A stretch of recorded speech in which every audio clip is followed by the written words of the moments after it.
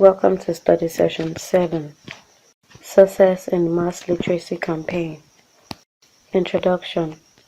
In this study session, we will discuss the planning and execution of many national literacy campaigns and why they were unable to survive for a number of reasons, ranging from political power shifts, political party policy differences at state levels, and low financial commitment from the federal government.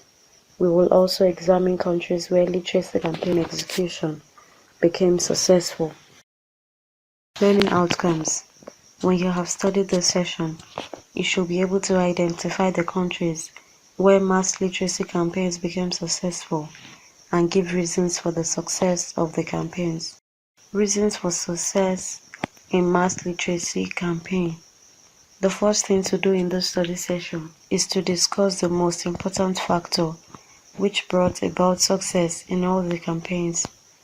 This was the political will demonstrated by the country's leadership to eradicate illiteracy. Nduka Oko has persistently argued that the presence of political will should be able to wipe out illiteracy.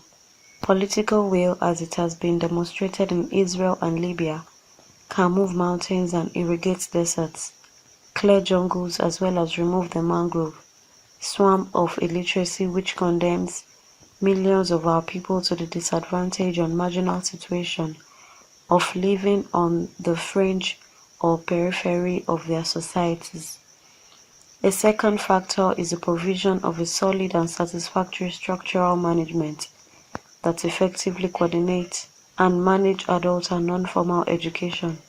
A commission must be given the statutory function of wiping out illiteracy, mobilize governments and people for mass literacy work, and raise resources for the important task.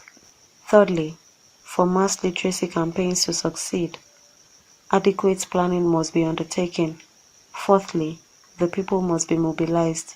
Oko prescribes an ideological base other than any positive incentives or negative reinforcement that may be applied by the authorities.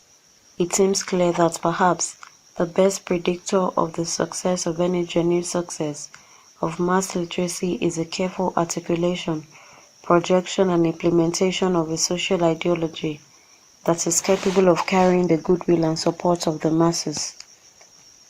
Oko adds that mobilizing the learners is very important. The recruitment and retention of learners is dependent on the level of motivation and commitment.